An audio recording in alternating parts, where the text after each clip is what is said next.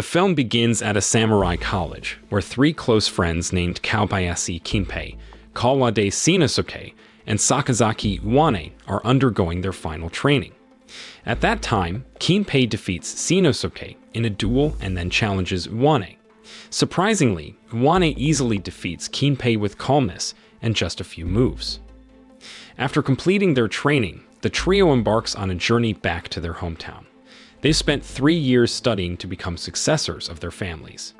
Not only friends, but they're also connected as brothers through marriage. Kinpei is now Shinosuke's brother-in-law, and soon Iwane will marry Kinpei's younger sister, Kobayashi now. Upon reaching their hometown, they part ways to reunite with their families. At that time, Iwane is warmly welcomed by his family, and his mother excitedly informs him about the preparations for his upcoming wedding with Nao. At the same time, Kinpei also receives a warm welcome, especially as he arrives with medicine for his father, who recently suffered a stroke. As Shinosuke was on his way home, a stranger approached him urgently.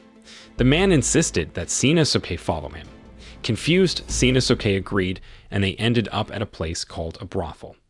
There, the man revealed shocking news. Shinosuke's wife, Mei, was involved with another man named Kawai Hisataka.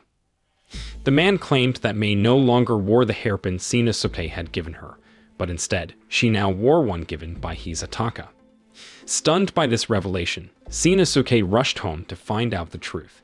When he arrived, he saw Mei wearing the tortoise shell hairpin as described by the man. Heartbroken and feeling betrayed, Shinosuke took a drastic step. He ended Mei's life with his katana, unable to bear the pain of her betrayal. Shortly after, Kinpei received devastating news from Shinosuke's servant that Shinosuke had taken the life of Kinpei's younger sister. Filled with anger and rage, Kinpei hurried to Shinosuke's house, where he found his sister lying lifeless. Anger boiled within him as he confronted Shinosuke, demanding to know why he had committed such a heartless act against Mei. Shinosuke then confessed the truth about Mei's affair with Hisataka. Kinpei was furious, feeling that Shinosuke had acted rashly based on the words of a drunken stranger without verifying the truth with Mei directly. Before the situation could calm down, Shinosuke's uncle showed up from the house, seemingly don't agree towards Kinpei for blaming Shinosuke. As tensions escalated, Shinosuke's uncle moved to attack Kinpei. Reacting swiftly, Kinpei wielded his katana and struck down Shinosuke's uncle. Shinosuke was stunned by Kinpei's actions, unable to accept that Kinpei had taken the life of his uncle. In response, Shinosuke presented evidence of Mei's cheating. It was a hair clip that Shinosuke's uncle had given him as proof of the betrayal. But there, Kinpei clarified that the hair clip had been missing for quite some time. In fact, Mei had been searching for it eagerly. To welcome Shinosuke back from college, she decided to purchase a tortoiseshell hair clip at the market, hoping to look beautiful for her husband. After saying that, Kinpei intended to take Mei's body home, but Shinosuke objected, leading to a heated confrontation. Eventually, Kinpei, overcome with frustration, struck Shinosuke down with a single stroke of his katana. The tragic incident sparked an emergency meeting among the clan's leaders. They deemed Kinpei guilty of breaking the rules and ordered his immediate arrest. Meanwhile, Iwane learned about Shinosuke's death at the hands of Kinpei. His younger sister, Sakazaki Io, revealed that Hisataka had harbored feelings for Nao and had persistently pursued her. Aware of this, Mei had sent a letter to Hisataka, urging him to cease his advances towards Nao, who was soon to be married. Soon after, Hisataka responded to Mei's letter and entrusted it to Shinosuke's uncle. Following this exchange, rumors about Shinosuke's wife's affair with Hisataka began circulating in society.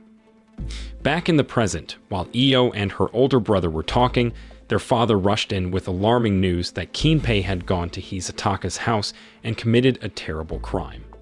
Upon hearing this, Iwane immediately prepared to leave. He entrusted a wedding gift to Io, instructing her to give it to Nao if anything happened to him. When Iwane arrived at Hisataka's house, he found it surrounded by security officers. Inside, he discovered Hisataka and several officers dead.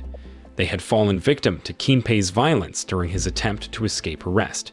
Seeking permission from the head of security, Yuane entered the house to reason with Kinpei. Once inside, Yuane located Kinpei in one of the rooms. He pleaded with Kinpei, explaining that there was no need for further bloodshed. However, Kinpei emerged from the room, covered in the blood of his victims, and challenged Yuane to a duel. Despite his hesitation, Yuane accepted the challenge, preparing for a fair fight. Because Yuane didn't want to hurt his friend, he defended himself instead of attacking Kinpei. But Kinpei seemed determined to harm Yuane, so he had to use a move with his sword that ended up defeating Kinpei in one go. After that, Yuane felt really sad and guilty for defeating Kinpei. On the other hand, Nao, who was going to marry Yuane, was also really upset when she heard that Yuane had defeated her brother. Because Kinpei was supposed to be the family's next samurai leader, Nao and her family were kicked out of the clan and the city. Later on, Yuane started working at a restaurant as an eel cutter because he didn't want to stay in one place after what happened with Kinpei, who was his best friend. Meanwhile, Io met Nao on a bridge to give her a gift from Yuane that he left before going to see Kinpei. When Yuane got back to his rented room, the landlord, Mr. Jinbei, told him that being an eel cutter didn't match his skills and the pay was too low for him to afford the rent. Because of that, Jinbei took Yuane to apply for a job at Imizoya, a place where people exchanged gold and silver coins and also hired bodyguards for protection. When they arrived, Jinbei introduced Yuane to Shumen, the manager. However, Shumen explained that they had already hired 4 new bodyguards. Shortly after, Okan, Jinbei's daughter who worked at Imizoya, scolded her father for bringing an eel cutter to apply as a bodyguard. She insisted they leave immediately. But just as they were about to go, a group led by Bishaman no Toguro arrived, causing trouble with their silver coins. At that time, Shumen checked the coins Toguro brought and declared them fake. And Toguro, angered by this, stirred up chaos in the arena. Despite the commotion, Shumen's 4 newly hired bodyguards tried to intervene. But Toguro easily attacked and wounded one of them with his katana. In the middle of all the chaos, Hichiman, the owner of Izumo, showed up. At the same time, Toguro brought in a hired samurai to fight against Izumo's guards. The samurai easily defeated the guards, so Yuane decided to challenge him. But there, Jinbei, worried for Yuane's safety, tried to stop him, however, Yuane insisted. Despite everyone's doubts, Yuane managed to defeat the samurai, surprising everyone. Afterward, Kichiman explained why the trouble had started. It was because of new money issued by the government. This change upset Orakuzai, the owner of Awa House, who used to make a lot of money by exchanging gold and silver coins. But with the new money, Orakuzai's business went down. So he and his group tried to stop the government's plan by lowering the value of the new money and targeting Imizoya, which supported the government. After hearing this, Hichiman offered Yuane a job as his bodyguard, which Yuane gladly accepted for a better job opportunity. The next day, Okan met with Yuane to explain his new job as a bodyguard. She told him about his working hours, how much he'd be paid, and what he needed to do. Yuane also received some money from Kichiman as a reward for being brave at Imizoya the night before. In the evening, Yuane talked to 2 other bodyguards from Imizoya, Kuroiwa and Iori. He asked them to keep an eye on Toguro, who often visited a gambling place. There, Yuane said he'd pay them if they found out anything important. Kuroiwa and Iori agreed and went to watch the gambling place managed by Orakuzai. A few days later, Kuroiwa came back with news. He said Toguro had met with 2 samurai who were planning to attack Imizoya that night. But while Kuroiwa was listening, someone noticed him and hurt him. He managed to escape by jumping into the river nearby. A short while later, Iori rushed to tell Yuane that Kuroiwa had been hurt while investigating. Without delay, Yuane went to Kichiman to share what his men had discovered, that the people from Awa House were buying fake coins at a gambling place, and Toguro planned to attack Imizoya that night. Meanwhile, Nao stood alone on a cliff by the beach, feeling hopeless as she waited for Yuane, who hadn't shown up. She also worried about her family's sadness, especially because they couldn't afford medicine for her sick father. As night descended, Kichiman, aware of Uwane's troubled past, suggested he return to his hometown. But if Uwane refused, Kichiman hinted at a shared destiny. Suddenly, 2 hired samurai, led by Toguro, arrived. From another direction, Toguro attacked Kichiman. Thankfully, Uwane intervened and urged Toguro to leave peacefully. However, Toguro refused and attacked Uwane instead. After a tough fight, Uwane defeated Toguro and one of his hired samurai, who attacked that night. Security officers arrived soon after to arrest the attackers. Unfortunately, Uwane got hurt in the fight, so Okan helped him with his injuries. While treating him, Uwane shared his sad past, including his love story, and explained why he hadn't been able to see Nao after her brother's death. A few days later, many people wanted to exchange their southern silver coins for gold coins, causing the value of the southern silver coins to drop. Orakusai intentionally sold southern silver coins at a lower rate, while Imazuya offered a higher rate. With the promise of more money, people started buying southern silver coins from Awa House and selling them to Imazuya. At that time, Kichiman realized this could bankrupt Izumaya because the value of southern silver coins kept going down. However, they had to follow government rules and buy southern silver coins at a lower rate. The next day, many people rushed to Awa House to buy southern silver coins, but they bought so many that Awa House ran out of real ones and had to mix them with fake ones. Shortly after, a high-ranking courtesan came to buy coins, but security officers arrived and discovered the fake ones. They arrested the shop manager, and Orakusai hurried to escape. Later that evening, people who had bought the coins gathered with Kichiman and Uwane, following Uwane's plan to catch Orakusai. Even though everyone who worked with Awa House was arrested, Orakusai remained free.